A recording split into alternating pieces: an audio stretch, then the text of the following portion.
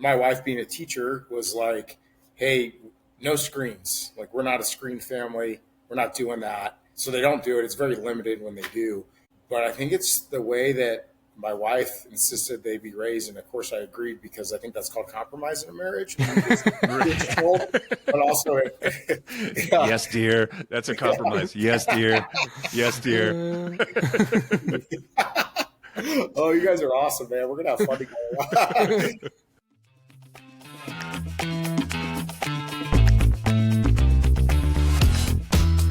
Welcome to Guys Fishing Weekly. We don't just fish, we hug.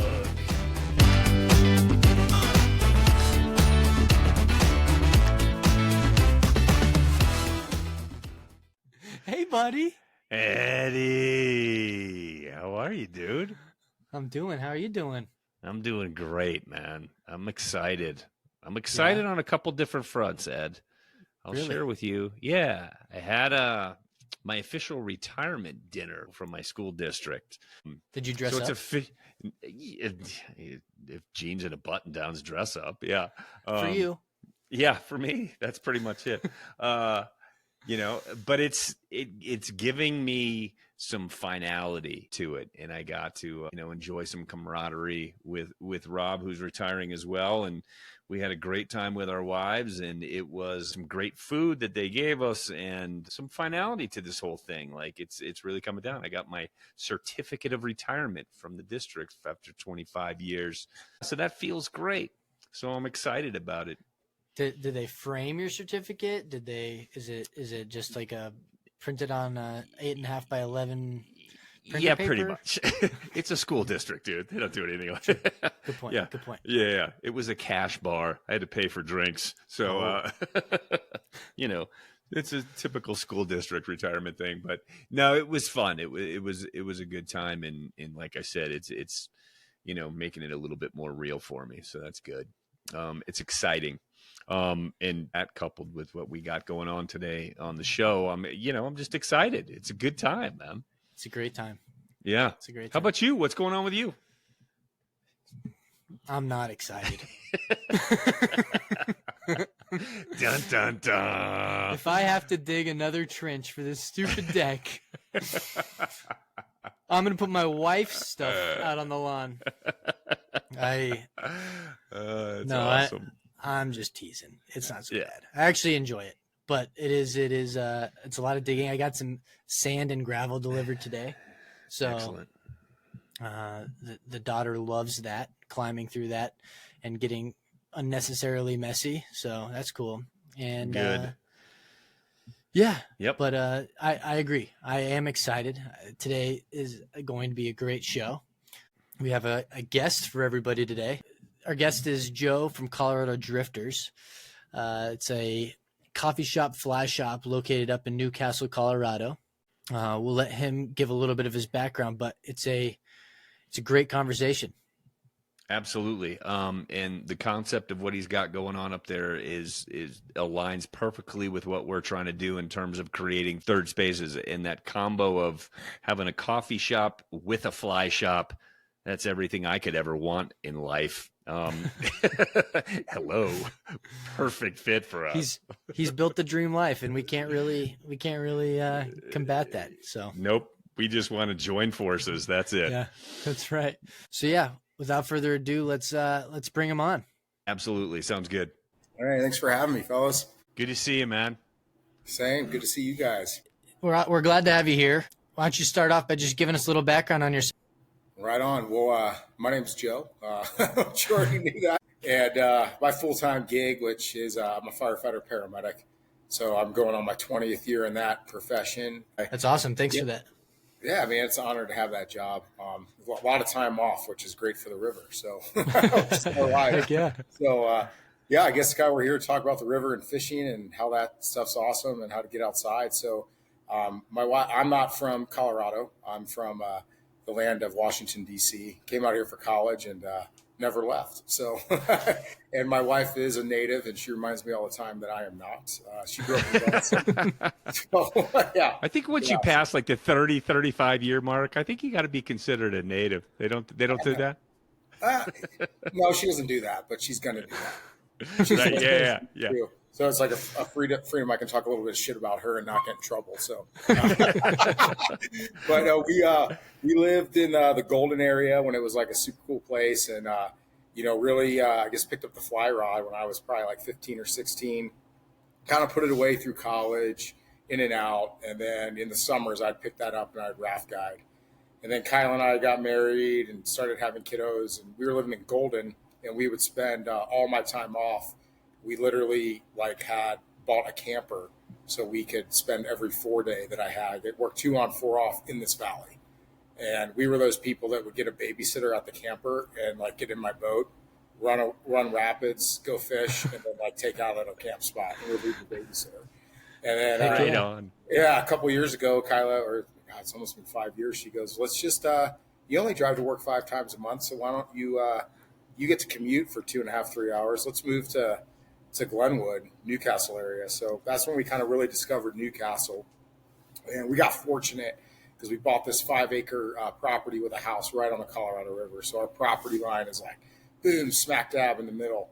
And, fishing the whole time, all through those years. And then COVID hit, right? So that's when me and the fishing really reconnected, I'd say. I was always a pretty good angler, but then I got to that kind of next level that people are talking about. But for me, it was more about getting my buddies involved. 2 of my best buds, one grew up here and another guy grew up in Gypsum, but he lives in Arvada. He's a police officer.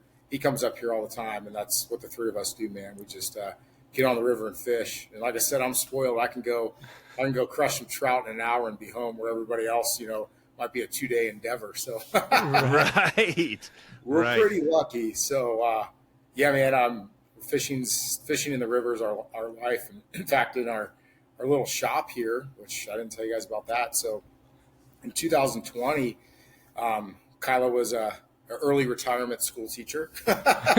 Nice. That's probably about the hardest job in the world and the most underappreciated. And for sure, she didn't want to go back. And we noticed there was no coffee shop here. There was definitely no fly shop. You had to drive to Glenwood and then come back here to fish, which is super lame, or order flies online, which is can be even more lame because you think you're getting something and it comes in and you're like, oh, well, that's cool. I guess I clicked the wrong button, So Right. Yeah. So 2020, we started the planning process and opened up our store, which is called Colorado Drifters. Coffee and fly and tap room, I guess now. We don't really know what we are, kind of like a lot of anglers, you're doing this, doing that. So we do it all. You're like the Stimmy of flies. Yeah. It can just imitate whatever it needs to. Yeah, we just imitate what we need to do to survive. So I'm actually at our shop right now, kind of hanging out. So we're all about community here because it's a small town and got a little bit of a tourist vibe, but our locals are who carry us through. So we do all kinds of events. We do a lot of fly fishing events, some movie nights. We do some local guides come down here and teach about tying flies and help hook up people with beginner classes. We're fairly involved with the fly fishing club at the local high school, and we donate quite a bit to that. Yeah, that's super fun. And then we do some nonprofit trips too. Try to do one once a year. We missed it last year, but we've participated every other year from that. And that's cool, getting the kiddos out on the river and teach them how to camp and fish, most important. And then recently we purchased a old gas station 2 blocks to the west of where we're at. We're moving everything down there. Fly shop, coffee shop, and then we're gonna start a brewery. We've just been fortunate with our community, and we're supported. And I call my wife the Newcastle Mafia leader because you get shit done, man. Hey, so, you got to have a bruiser. Yeah, that's her, man. She's great. That's great. Good to have that in your back pocket for sure. Yeah, man, we're fortunate. The community here is wonderful. I mean, we do everything from all the fly fishing events to open mic nights the first Thursday of every month. And then we do trivia nights. So, and we were honored to receive 3 number one in the number 1 category for Locals Choice. So we won the best outfitting, best coffee, and best trivia night. So that's awesome. Fantastic. Yeah. So this idea of a third space and creating a place for the locals there, that really has come to fruition for you guys. That's fantastic. Yeah, I just kind of do the grunt work. My wife deserves all the credit because she's day to day. I just get to go on the river. So, That's great. yeah. Do you have background in guiding and some fishing and like boating and all that stuff? Yeah. So I guess overall river experience, I'd say I'm going on 27 years Okay. of like running big rivers, big rapids, and then like the fishing side, super serious guiding. I'm probably on like 12 years or Okay. so as a like true angling guide. Um, that ebbs and flows, right? Because like half the time I'm like, oh man, I'd throw it right there and you missed it, like. But I'm happy if anyone catches a fish. I don't care how many or how big. It's my favorite are the never evers, right? People have never Right. fly fished in their life. Right. And Right. I'm untangling lines all day. They're snapping flies. I'm like, oh my gosh. But like when they finally hook up and they get that perfect hook set and they like land the fish, and sometimes I cheat, right? Because I'll roll over to it and like net it a little early, but that's okay. Got to make that That's tip fine. money, They don't know. Good. They don't know. Yeah. I just see the look on their faces is that's all I need. I don't even need tips. I mean, money's cool, but the smiles are more cool, Right. So, Heck yeah. Absolutely. yeah. Absolutely. So yeah, that's my thing. And like I said, I got my two best buds that we fish together all the time. And we're getting a little lazy because all we do is fish at my house, which is like a really epic section of water. But they're like, let's go down the Gutty Gorge. And I'm like, yeah, let's just fish at the house. A lot less prep work.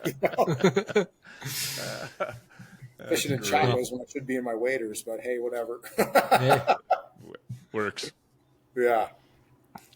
So is community always been something that you've been has been important to you, or how did this come about to be a dream to open a place like this? So I kind of guess, man, that's a great question. I guess I married, I got a wonderful wife, married the love of my life, and we both are of similar mindsets, but yet different. And the one thing we are centric around with each other is we're both community and service driven. So yeah, I mean, I've been a firefighter my entire adult life, and that's all about serving the customer. And Yeah. I mean, Reid, being a teacher, like Right. you're very service driven. So I think that was just kind of natural for us. And yeah, we're definitely yin and yang, my wife and I, because she's the artistic one, and I'm just like, I can survive in the woods for 40 days. So like she's got that like unique artistic brain, and I think it just kind of fit with our personalities, and we're big people pleasers. You guys will have to come up to our house. I mean, because Yeah. we always have people in and out of our house, right? Being on the fire department, people are always stopping by saying hi. Guys you haven't seen for years. They're like, I just wanted to stop by and say hi. You're like, come here and have a beer. You want to go fish? So it's just Right. kind of a natural fit for us. So Good. yeah, and then Yeah, I think that's an important piece. The service piece, obviously, being a teacher, in talking about that. I've had opportunities to move schools, and I've always thought of it in terms of like, I've helped build this community, and I kind of want to see it through to the end. And that's kind of, that legacy piece is awesome when you think back. As I'm going through retirement and looking back, I've been at the same school for 22 years and helped build, and people know, and that's important. And it's, that's just something that I think is in you. And I think that's part of what we're trying to do too, is kind of build that again in the realm of fishing, and build a community where, we can do that and share trips and connect people together, to do stuff that like they've never done before. So that's kind of the idea behind it. But that's really cool, that legacy piece. Yeah, and we're even more so, I guess it just kind of naturally fit. We try to only do stuff locally from our valley to kind of showcase not only like what Kyla can do and I can do, but we try to showcase what the other people in our valley can do. So all our beans come from Bonfire Coffee, which is in Carbondale, and they roast them specifically for us. We've got a relationship with Marble Distilling out of Carbondale, and kind of our thing is like, if it's not a good fit with the owners of that operation, where they're not kind of seeing what we're trying to bring them and what they can bring us in this total partnership, we kind of walk away. In fact, there's a town called Meeker, Colorado, which is, know where that is. I mean, it's a great place. So in fact, this is that glass right here. They have it's called Smoking River Brewery. So it's like a total fly fishing themed like brewery. Sweet. So like we do some business with those guys. They're super rad. So we just try to like keep the money local is kind of what we're trying to do. So we feel like we're showcasing other really great local businesses as well. And that's fantastic. That's a drive. Yeah. Right. That's fantastic. Yeah. We've been up fishing up on the White and up near Meeker and up there. We've done a couple trips up there and had some fantastic fishing up there, but I love that idea. And I think that's kind of, our kind of go-to thing too, is finding, more of the little guys and trying to showcase those in supporting that idea. Cause I think, that's a big value for me, trying to keep that around and help and support the little guy. So, that's all. Yeah, 100% agree. So it's been a great road, man. That's now awesome. We got a whole other adventure coming up. So yeah, we're excited to see what you're doing with that old gas station. Oh man, it's we're getting there. What made you guys want to do a brewery? So a couple things, right? When you're in business in a small town, like I said, your locals are like what save you through like the slow months, which pretty much start in January through like mid-March. And I'm talking, you might make $75 a day slinging some drinks and coffee and, fishing slowed down. And we're a pretty small operation with what we have in the fly shop, but we have what works for our region. So really it was just need of the community, man. Like people wanted it, and we're family friendly. So even all our events, there's kids running around in here. I mean, we're not a bar. We close at 9:30 at the latest, and like, right. I got to get the Z's too, So, so we're not trying to be that. We know what we want to be. And the other real big reality is if we didn't do it, somebody else was going to do it. And in the words of my wife, they can't do it as good as we can do it, which is awesome to hear. That's awesome. You just the bruiser in action. She's the bruiser, man, the Newcastle Mafia leader. Can't talk shit because I can get away with it. Heck yeah.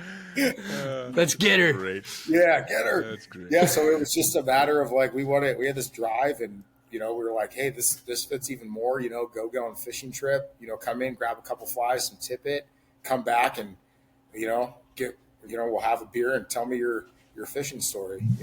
So that's probably half bullshit, but that's cool. Right.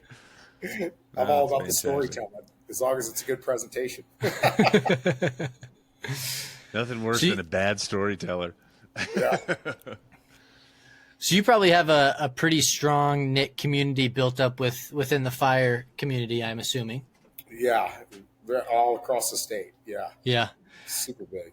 One day you might have to leave that community, retire, and be a full-time Chaco, Colorado River walker. How do you think, giving advice to other people who have left those community-oriented industries, like how have you seen people, find that community once they leave? So, I mean, for me, one of the things we did, and I guess this would be a cool story and a cool answer to your question, is we did like an appreciation for police officers, a couple years ago when things were like really hot and heavy for those folks. Yeah. Mm-hmm. Agree with it or disagree with it. We like reached out and got some funds, and we had 12 or 15 officers with their families from the Denver metro area. And we brought them up here. They never fly fished. And now they're meeting new people. And I actually got an email about 2 weeks ago from a detective from the Wheat Ridge Police Department. And he's like met these dudes, these fly fishing guys, these crusty dudes, super good dudes, man. But the dudes that you're like, all right, man, I know like you're working for me today, but did you shower in the last 3 weeks? While being paid, you have to smell good. He's like full on hook and sinker into the fly fishing world now. So And I know a couple of my other friends that have retired, they get involved in, it's always something around the outdoors, if you can believe it or not, where they find that community that they desperately need, right? Because people need to be around people. That's why COVID was like a crazy time. Yeah, know? right, right. It was like my hell on earth. You can't hang out with people. And I'm like, I really like being around people. So Absolutely. Yeah, I think So- that was brutal for all of us. that was terrible. Yeah, that's when I would honestly say that like fishing, fly fishing in particular, probably saved my life, because I mean, this is a little bit off topic, but that was a heavy time, right? I was driving 3 hours to work, no cars on the road. You get to the firehouse and they're like, everyone go to your rooms unless you get a call, and then you're wearing a mask. You have to eat at different times. Then I come home and, I just start slamming the whiskey, man, because you just don't know what you're doing. And it got kind of wild. And I'm like, staring at some half-time flies that I did, because I'm a really half-ass fly tire, but that's okay. And Right. I was like, it's time to go. So I take my little son, and we just go down there, because it's really hard to drink when you're fly fishing.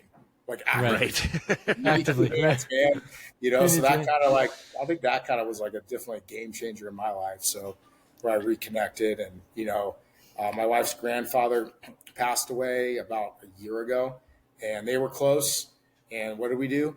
Let's go fishing. And like, she caught this beautiful brown trout. It was like about 18-incher, like good fight. She did everything right and landed it. And there's a bald eagle nest across the river. And this big old bald eagle sat there like maybe 20 yards from us and just stared at us. And usually when that happens, you're like, get that off the hook, because they will come and smash that out of your hands. Right. And it just looked at us. So it was this like weird moment, right? Of like, that's your grandpa. He's just hanging out, watching you slay this fish. So That's so cool. She's been there for not only me, but like my wife and, my friends too, that are having tough times. It's that, or let's go run this big river section, because it's really hard to get ham bone drunk when you have to paddle the whole time. So yeah, a little off topic, but yeah. No, that's good. That's exactly what it's about, right? Finding those moments, those moments in life that there's that realization, there's something that clicks, and you're just like, yeah, just soak that in. That's good stuff. Absolutely. Well, I guess we've talked with you about it, but I think our listeners would like to know too. We're headed up to do our annual fishing trip up kind of in that neck of the woods, and we're going in June this year, which is earlier than we typically do it. And our initial plan was to get up there and fish some lakes and maybe warmer water species, because we thought the runoff was going to be crazy. But you might have mentioned that it would be potentially otherwise. It's blown out right now. We got cold this week, but it typically, like, we have a Mother's Day caddis hatch here. Mm-hmm. And that's like, you've still been fishing since like hardcore since February. Excuse me. Things are great. They're getting hungry. They're eating. They're aggressive. And then it like blows out in June, and it's like this big bummer fest, right? Because you got to go find somewhere else to go fish, or you end up on the frying pan, which is epic. But you're like, you'll have this epic spot, and some dude will come right next to you. That's just the way it is up there. Right. Right. But yeah, it's blown out now, and like I honestly think we're going to hit high water in the next week or two. Wow. Start settling down. It just depends on this weather. Like, we slowed down this week, and I think next week's going to get nautical, as I used to say. Like, it's getting nautical out there, So. Love it. Yeah. So you're suggesting that we get on the rivers? Man, I will text you guys like a week or two before and be like, thumbs up, thumbs down. But there's this really epic spot I'm trying to get you guys to. It's private water, but it's called Gianetti's, and that place is always clear because they control it. So, okay. And it's just weird. It's just weird, but good in a weird way. Does that make sense? Like, you're fishing in these, like, it's kind of like creeks, but they're really just like man-made kind of ditches. and there's a ton of fish in there. Part of the Roaring Fork River gets diverted in there, and they really control it. And there's just like trout stocked up everywhere, and it's kind of cool because you'll get frustrated because you're just throwing stuff right at their faces, and they just stare at you, and then all of a sudden, whack, So I think that would be epic for you guys if the river's blown out. Otherwise, you guys all come fish at my house for a day. So sweet, yeah. We'd definitely do that. We're all in. Yeah. Ed was sharing about when you were talking about an 18-inch fish is kind of a small one. I'm like, yeah, let's go. That's hopeful stuff right there. Yeah, that's small to normal-esque, I guess, because we were up on the Ark last week, got into a couple 16-inchers, and I was stoked. I was just like, oh, hell yeah. It's a big fish for there, man. That's a good size. Yeah, it was good. The water level, they started releasing on Saturday, so we got blown out on Saturday. They released a bunch of water, but it was good streamer fishing. I love fishing streamers, probably more so than the other guys. But it was awesome. Thin mints, they were just crushing it, so it was great. Nice, man. Yes, streamer fishing's good too, man. It's obvious where they are on the Colorado. I always think I'm like telling people some epic fish whispering knowledge, and I'm like, was staring at it the other day with my 7-year-old son because he's getting into it and becoming pretty like on his own-ish, by on his own. When 7 is like, you're not getting your line tangled.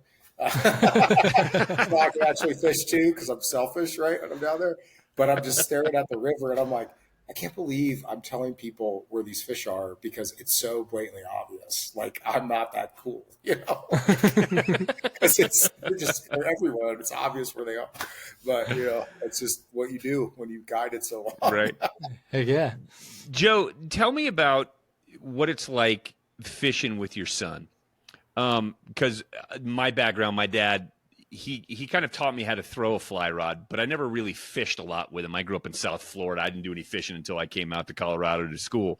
And so I kind of got into it at a certain point in my life too. But I was an adult. So it wasn't like that connection. And my own kids, I have 3 of them. I have 2 daughters and a son, and none of them have really taken to it yet. I don't think they have the attention span. And I think, I'm down here in the suburbs, big city burbs. They're all on their phones. You know what I mean? They're just like info junkies with the phones and all that shit. And so I just think the attention span they don't have. And so I'm hoping at some point, maybe as they get older, I'll be able to do that. And one of them or 2 of them will take to fishing. And so we can connect maybe a little bit later, but talk about that a little bit with your son. At 7, he's fishing and clearly he's enjoying it. Talk about that. Yeah. So I have 2 kiddos. Brock is 7 and Brock is 8 now. Geez, just turned 8 and Piper is 6. And my wife being a teacher was like, hey, no screens. Like, we're not a screen family. We're not doing that. So they don't do it. It's very limited when they do. But I think it's the way that my wife insisted they be raised. And of course I agreed because I think that's called compromise in a marriage. But also, yes, dear. That's a compromise. Yes, dear. Yes, dear. Oh, you guys are awesome, man. We're going to have fun together.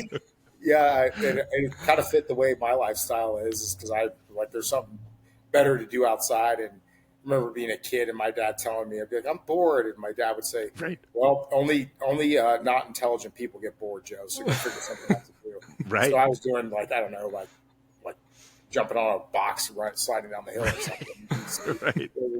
Right. But our kiddos, man, they're great. We went, if they get home, they get their schoolwork done, they're in sports.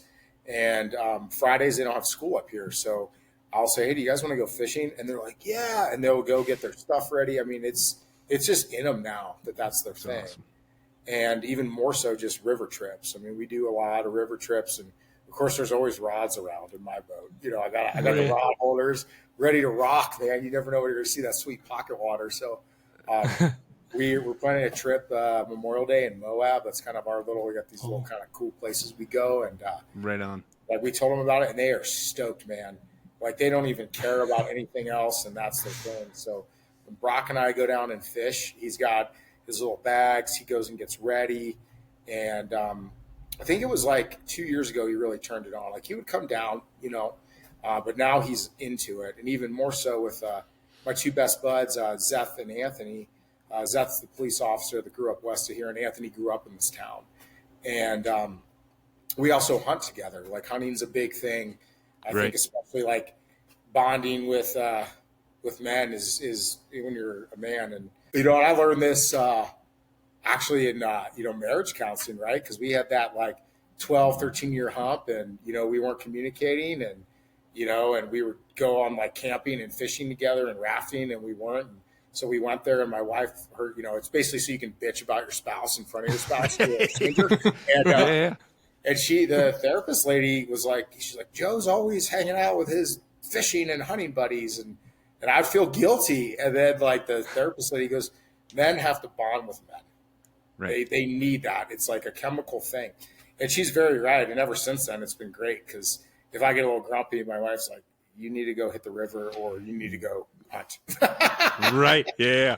So, no, my wife often makes comments like, to my buddies, she's like, if Reid has an option to choose fishing over me, it's fishing every time. It's like the running joke in our house, but it's so true. And I think that there's so many men out there that they don't, maybe don't understand that they need that, right? The messages we're told are, you suck it all up and you just deal and you just grind through. And they don't have avenues for that kind of stuff. And that's really a lot about what we're trying to help people with and build that community of like, yeah, dudes just need to go be dudes together and hang out and do those things and build those third spaces. And that's such an important part of what we need, with just going to be fucking guys, it's huge. It's a big part of what we need. Yeah. And I mean, it's, I think that's good for your mental health too. Right. Cause I was in that mindset, right? Like suck it up. Your job's to provide for the family. And we both actually were compromising, right? Because like I'm compromising my love for the overall river, fishing, hunting. She's compromising other things, and we both love the river and fishing kind of combined.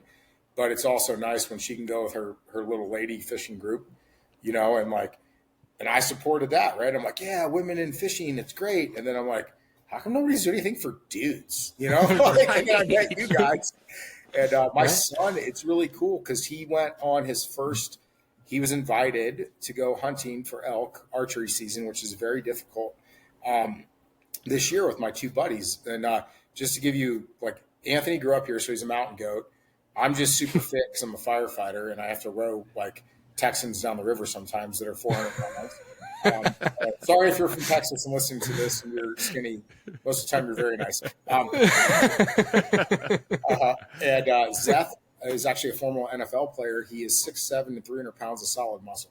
So like they're like, yeah, let's take Brock. And I kind of prepped him, right? He was stoked. And I'm like, all right, man, like you got to be tough. And he put all his camo on, his little backpack, snacks. And then he took a cactus to his leg. And he was 7 at the time, like barely 7. He's like, Dad, he's like holding back the tears. I pulled that out. I'm like, shh, like, be quiet. There's hope down there.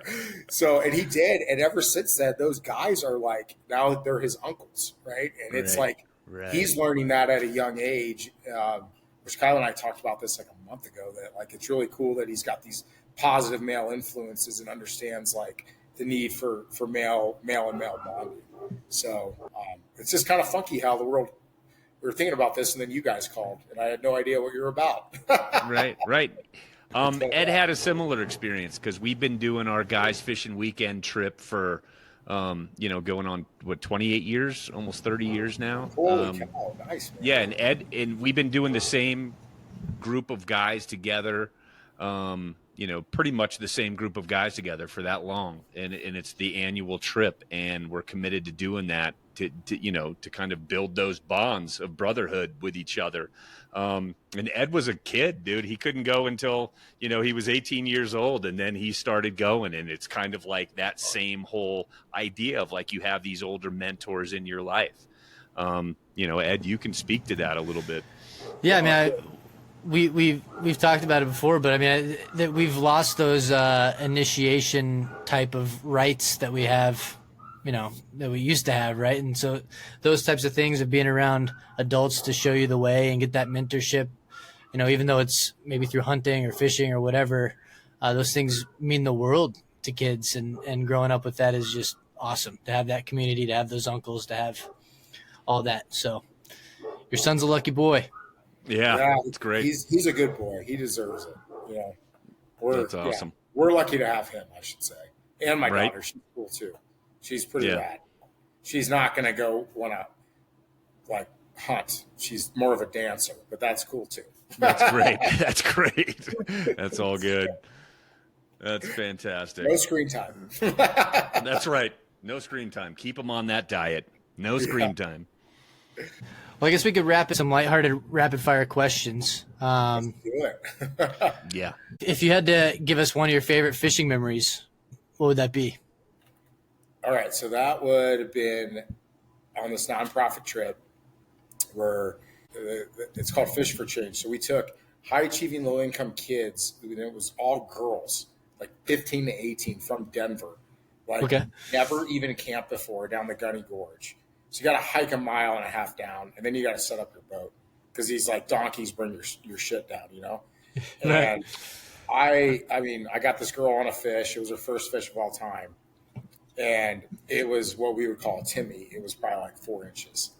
But she jumped up and down so hardcore. And I was like, I forget her name, which I feel shameful for because she it changed my life because I was like, wow, these kids are like I had a preconceived notion of them, right? I'm like, oh God, this is going to be miserable. They don't even have to put a tent in a bag and yada, yada. And, they were amazing. And so I made for her, I was like, I'm making you a cake tonight. She goes, you can make a cake on the river? I'm like, oh yeah, the old Dutch oven. So I made this pineapple upside down cake and she loved it. And then we had to resupply up. And she goes, if I catch another fish, she wasn't really interested in fishing. And that was what it was all about. And she goes, if I catch another fish, will you make another cake? And I was like, maybe. And I had to check the cooler. And I'm like, we got box. I'm like, oh, we're set. And then she nails this freaking 21-inch beautiful cut bow.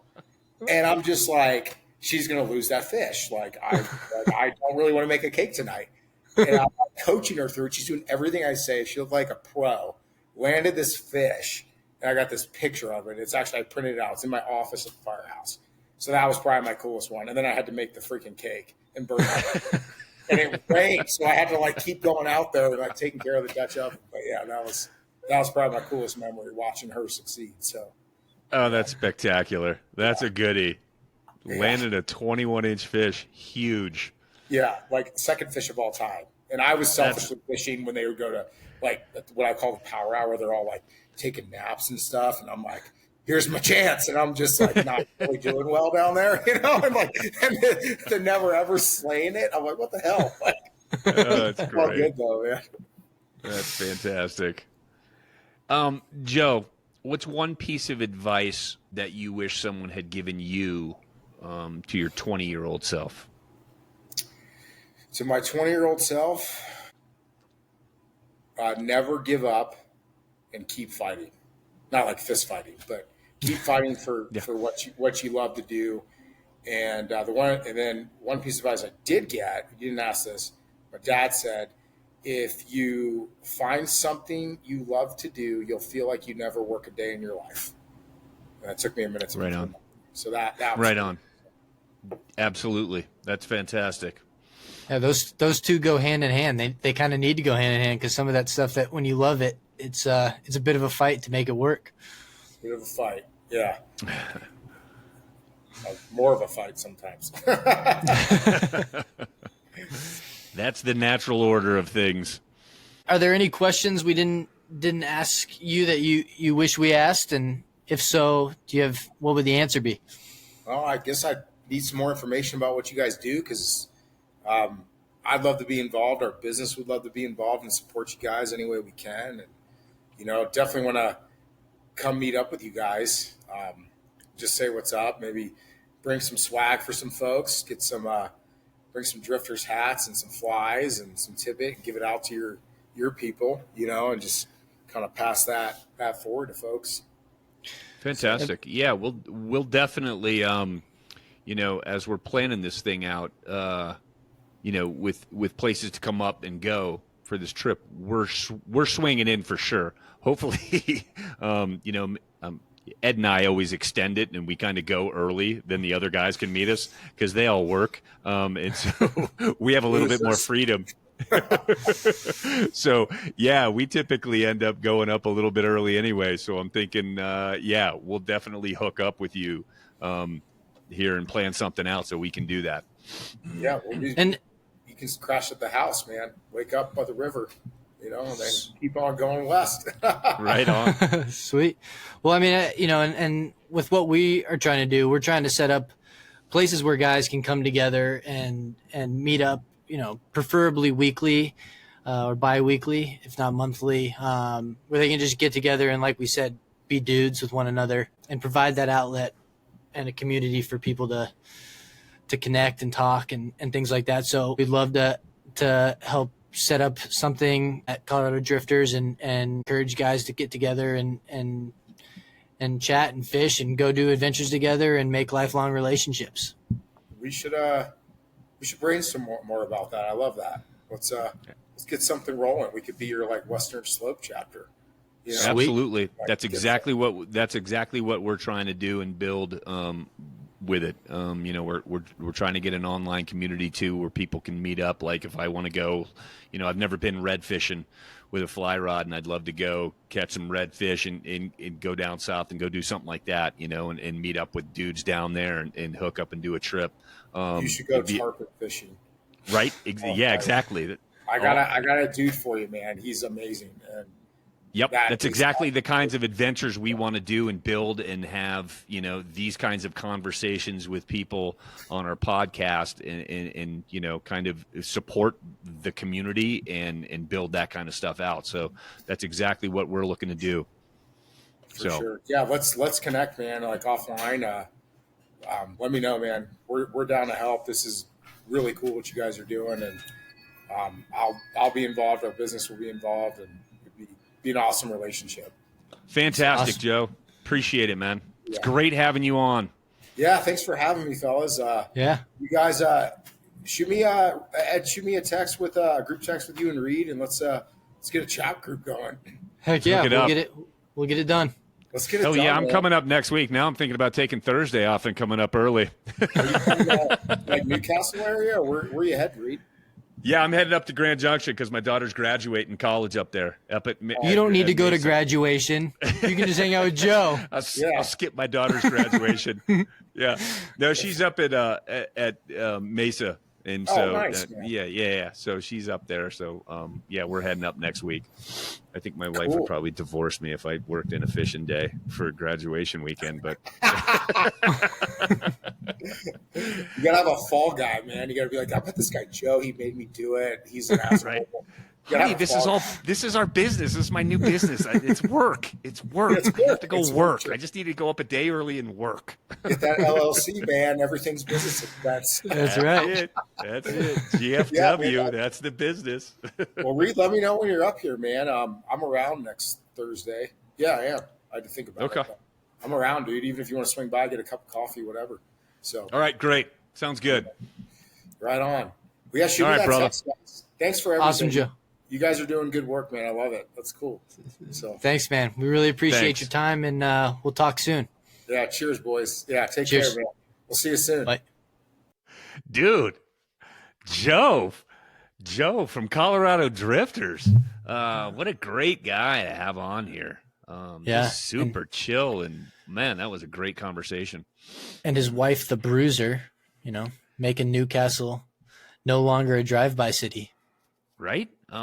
It was crazy when I looked at, I was looking up stuff for us for our trip over to Grand Mesa, and that came up, and man, who knew? What a great connection. That the whole concept of just that, coffee shop and fly shop, I was like, that's perfect. For what we talk about with third spaces. So yeah, God, what a great guy. What a great guy.